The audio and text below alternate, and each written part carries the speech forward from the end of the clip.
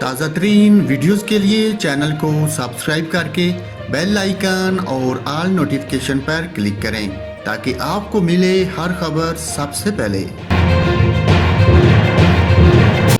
اور ناظرین، Afghanistan cricket team کے اسپنر راشد خان کا کہنا ہے کہ ورلڈ کپ T20 میں بھارت کے خلاف میچ میں شکست سے زیادہ فرق نہیں پڑا۔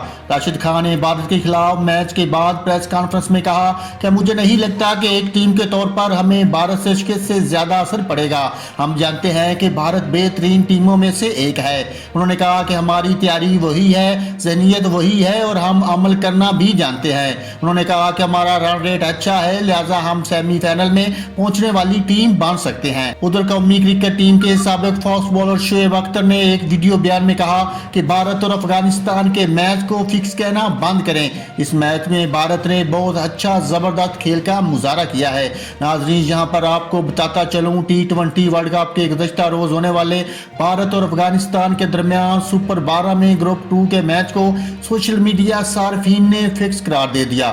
T20 ورلڈ کپ 2021 میں ابو ظبی میں افغانستان اور بھارت کے درمیان ہونے والے میچ میں کچھ اس طرح کے واقعات رونما ہوئے جنہوں نے صارفین کو میچ کو فکس قرار دینے پر مجبور کر دیا۔